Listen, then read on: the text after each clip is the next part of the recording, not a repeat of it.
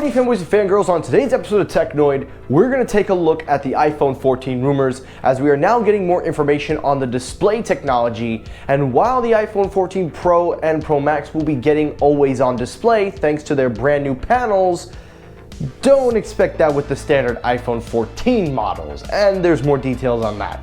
Also on today's episode, we have more information on the AirPods Pro 2s, and I'm just going to give a quick response to John Prosser from his episode of Front Page Tech, because John, there is a simple answer to your question, and there is something also more to explain on what you're looking for. And lastly, to round it all off, the VR AR headset is scheduled to be released in January of 2023. Ming Chi Kuo has more information. All that on today's episode, so stay tuned.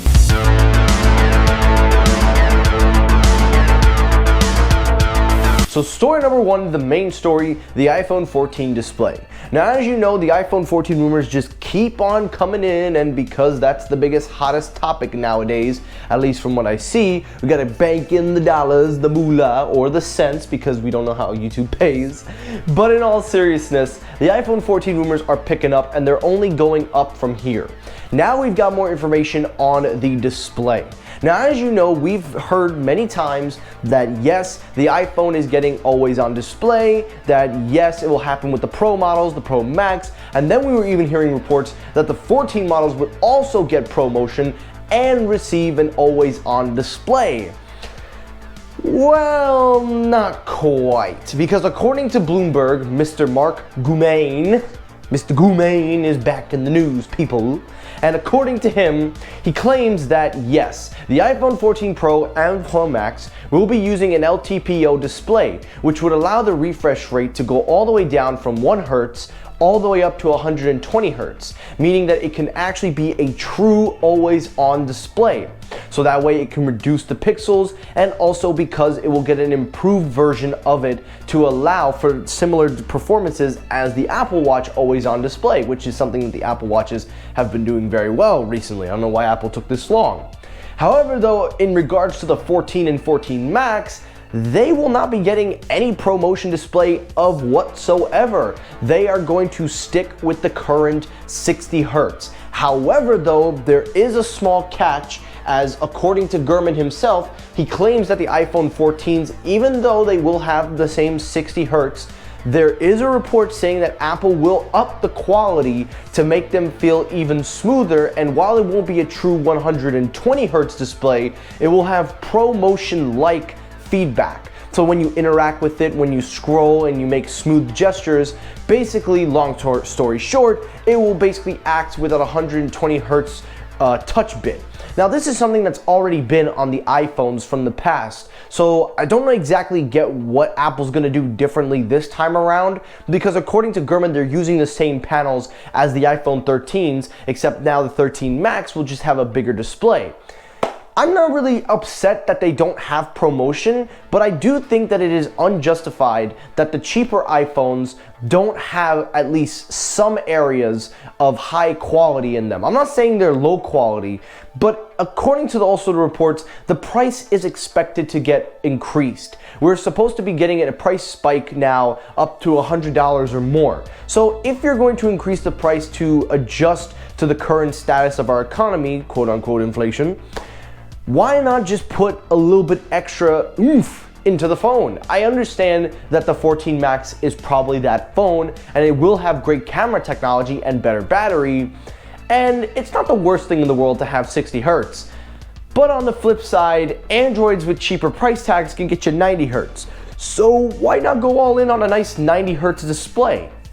I have no idea why Apple doesn't want to do this, but I will say that I have seen iPhones perform much smoother for some reason, and you can't tell me this otherwise. There's something about a 60 Hz iPhone's display that just performs and feels smoother than an 120 Hz Android. And I know that's a very big, bold statement, but if you want any proof, watch this dude, I forgot his name, but I'll leave a link in the description where he does actual videos test by test with the actual iPhone's displays. You can watch it for yourselves, and you can see that sometimes these displays can just do the job. And maybe that's essentially what Apple is doing, and maybe that's not the worst thing in the world, but It is a shame, but at least we know the Pro and Pro Max will be getting the best of the best. Alrighty, story number 2, let's talk AirPod Pro 2s. The AirPod Pro 2s for a while have been around everywhere. We've all been talking about them. Everybody wants to hear what's going on with the Pros. Well, it looks like, according to the most reliable, if I say so myself, because they've gotten the Pro headphones, the AirPod 3 models correct from back to back, these reports coming from, it seems, 52 audios, it says here that yes, the AirPod Pro 2 renders that they have are, quote, the official renders, CAT scans, based on things that they've seen, and this just not only confirm that the case is getting a new design, that it will support Find My because it looks like there will be speakers, but the actual headphones themselves aren't getting a redesign. Now, a lot of people are probably going to be upset by this because I know there was a lot of buzz and a lot of hype for a redesign, and I know a lot of people have been wanting to see a new design. However, though, I think the only argument that I can find, the reason why Apple did not change the design of the AirPods is one reason: notoriety. Every earbud nowadays has the same in-ear design. Even their own Beats lineup are starting to look very similar to other earbuds out there.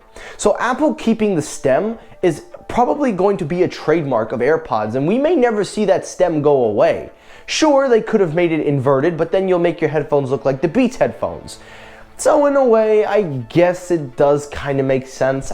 I don't know, but there is going to be a crap ton of new updates and features, and one of them I'm going to talk about at the end because I have a response to John Prosser, but basically the AirPod Pro 2s will have an updated H1 chip with adaptive noise canceling capabilities. It will also have better performance and better power consumption.